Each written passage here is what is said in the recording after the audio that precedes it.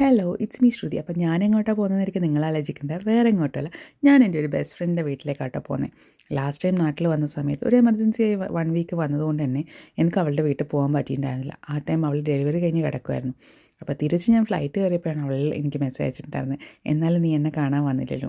എന്തായാലും ഇപ്രാവശ്യം അവളെ കാണാണ്ട് പോയിട്ടുണ്ടെങ്കിൽ പിന്നെ അവൾ എന്നെ വെച്ചേക്കില്ല. എന്നാൽ പിന്നെ കണ്ടിട്ട് പോകാമെന്ന് വിചാരിച്ചു. ഒരു സർപ്രൈസ് കൊടുക്കാമെന്ന് വിചാരിച്ചു. സർപ്രൈസ് ആയിട്ടാട്ടോ പോയത്. ഞാൻ പോകുന്ന കാര്യം അവളോട് പറഞ്ഞിട്ടുണ്ടായിരുന്നില്ല. അതുകൊണ്ട് തന്നെ വീട്ടിലുണ്ടാവുമോ എന്നൊരു സംശയം ഉണ്ടായിരുന്നു. പക്ഷേ ആളവിടെ ഉണ്ടായിരുന്നു കേട്ടോ. അത് എന്നെ കണ്ടതിൻ്റെ ആ സന്തോഷമാണ്. ഞങ്ങളൊരു 2 വർഷത്തിന് ശേഷമാണ് കാണുന്നുണ്ടായിരുന്നത്. അപ്പോൾ എന്നോട് പറയുകയാണ്, നീ ഇപ്രാവശ്യം നോക്കുമായിരുന്നു ഞാൻ വരുമോ ഇല്ലയോ എന്നുള്ളതെന്ന് പറഞ്ഞിട്ട് അങ്ങനെ പരാതിപ്പെട്ടിരിക്കുകയാണ്. അപ്പോൾ ഇതാണ് അവളുടെ മോൾ. മോളെ ഡെലിവറി കഴിഞ്ഞിട്ട് എനിക്ക് കാണാൻ പറ്റിയിട്ടുണ്ടായില്ല. അവൾക്കിപ്പോൾ 1 വയസ്സായി കേട്ടോ. ഇപ്പോൾ ചെറിയ പനിയുള്ളതുകൊണ്ട് ഒരു ചെറിയ ശാടിയൊക്കെ ഉണ്ടായിരുന്നു. എന്നാലും ആളങ്ങ് സെറ്റായി.